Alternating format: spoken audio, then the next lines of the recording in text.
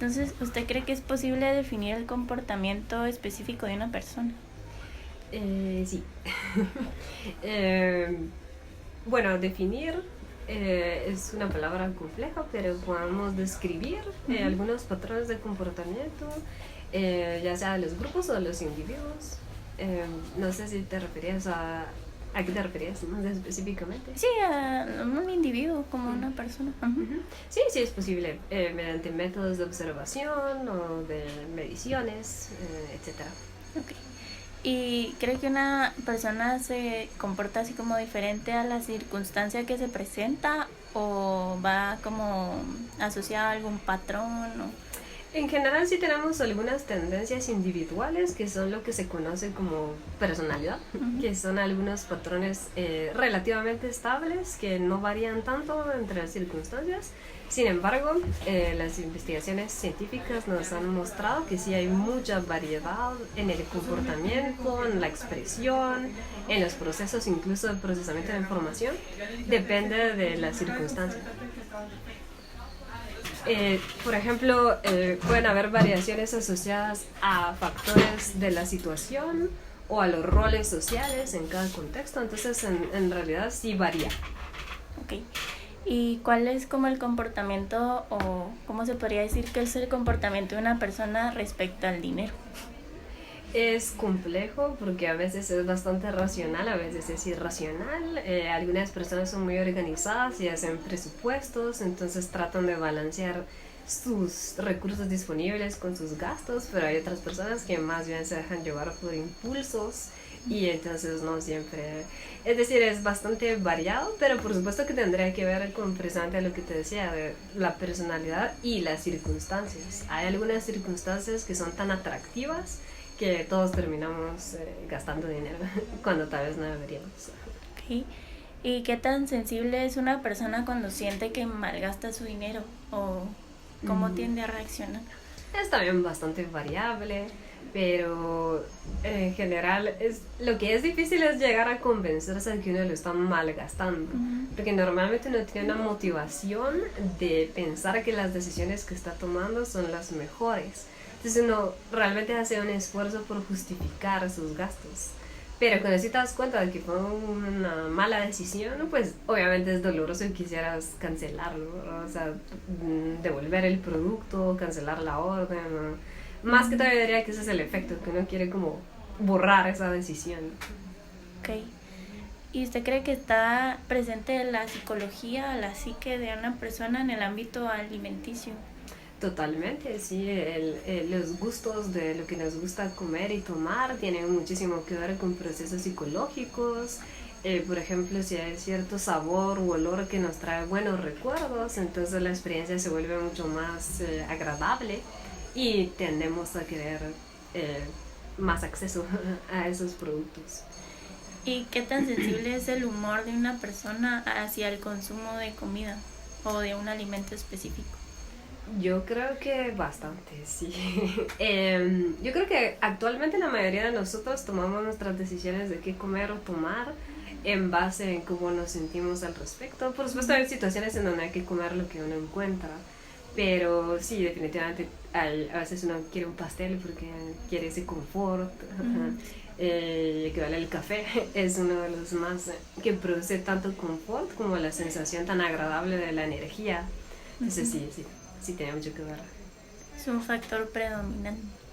Yo diría que tiene un rol central. ¿Y usted cree que es posible como cambiar la percepción de alguien respecto a un alimento? Como por ejemplo si a alguien no le gusta o no le llama la atención.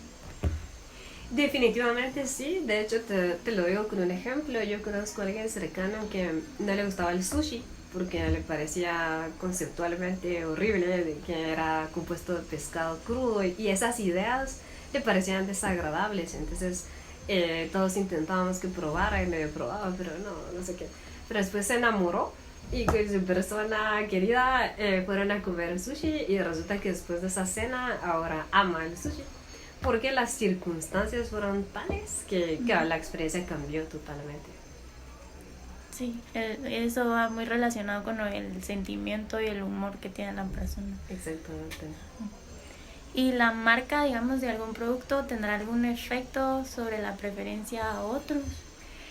Totalmente, sí, ahí pues han habido muchos estudios de que hay marcas que son tan conocidas y tienen una historia tan larga en nuestras sociedades que ya hemos asociado sentimientos y incluso recuerdos, entonces sí, definitivamente hay gente que prefiere ciertas marcas aunque en realidad son iguales por temas más bien psicológicos. Sí, es como el experimento de qué es más rico, Coca o Pepsi, y a las dos les ponen Coca y solo son vasos diferentes. Si nosotros Totalmente. hicimos uno así con pizza. Ajá, es difícil realmente. Sí. Y digamos, respecto a los jóvenes, ¿cree que existe como un factor conductor, así como general en sus hábitos de consumo? Un factor general es muy difícil. O sea, como psicológico es lo que quiero saber. Sí, porque definitivamente con los jóvenes el acceso a recursos para gastar es determinante, pero si tienen poco dinero, entonces van a tratar de maximizar ese poco dinero. Pero yo diría que fuera de eso son iguales que todos los seres humanos que van a tener preferencias psicológicas basadas en esto que estamos hablando, el humor, los recuerdos, las sensaciones, así. ¿Y usted, digamos, como persona se identifica con alguna marca, ya sea de alimento o ahora que estamos hablando de café? No, porque como yo estudio estos procesos psicológicos, creo que he desarrollado una resistencia a la identificación con marcas porque estoy muy consciente de que hay gente trabajando para convencerme de ciertas cosas. Entonces, en lo personal, yo he generado resistencias a ese tipo de procesos. Pero posiblemente la mayoría de la población sí. Solo yo por mi trabajo en el particular. ¿Y cómo cree que usted es como la mejor manera o forma de llamar la atención de las personas respecto a algún producto nuevo? Depende mucho de qué les interesa y qué valoran. Porque, por ejemplo, si te voy a decir algo que yo diría que yo no me identificaría con una marca, por eso que yo tengo una resistencia. Pero sí, a mí en lo personal me llamaría la atención saber más información sobre las prácticas comerciales. Por ejemplo, si son fair trade, si tratan a los empleados de forma ética, si les dan sus prestaciones. Todas esas como contribuciones a la sociedad a mí me llaman mucho la atención y me motivan a gastar. Digamos, o sea, así como, bueno, yo sé que esta compañía es muy explotadora, pero esta que me vende un producto similar es más ética, me llama la atención, entonces me gusta. Pero eso va a variar, depende de qué es lo que las personas quieren. Ok, ¿y le gustaría agregar algo más como para complementar la información en general? Pues yo diría que para, pues bueno, el café es algo que le gusta a la mayoría de la población. Por lo tanto, creo que precisamente las decisiones de qué marca van a estar muy influidas por todas las cosas extras, no tanto el café en sí, sino precisamente cómo se presente, la historia. Por lo tanto, sí, veo muy positivo que estén investigando estas tendencias. Sí, algo que cabe mencionar es que el café que él trabaja es café especialidad. Digamos, él ha estudiado un montón de cosas de la química del café y todas las frutas del café. Ajá. Yo ahorita estoy trabajando en una cafetería que se llama Mocino, que también es de esa rama de café especialidad. Es bastante interesante cómo factores pueden, o lo sensible que es el café, digamos. El café no puede tener contacto con olores fuertes porque si no el café sabe a olor fuerte, digamos. Entonces él lo que quiere como que crear conciencia en las personas es como lo que decíamos de las marcas, que la mayoría de gente va a Starbucks y puede que pida un vaso grande, pero ese vaso al final el valor de la taza termina siendo más leche o agua que en realidad el café.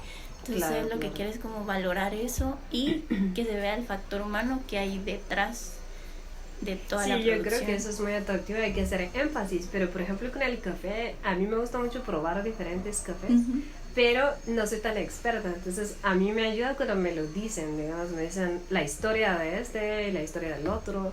Ya cuando los pruebo ya sé que le tengo que poner atención a ciertas cosas, ¿no? Pero si no me lo dicen, a veces me pierdo, digamos, las sutilezas. Entonces es que hay que informar al consumidor. Como crear algún tipo de educación respecto a esa rama, digamos. Sí, al menos a la gente que le llama la atención saber más, ¿verdad? Que no es todo, pero sí. Ok, gracias. Y por nada.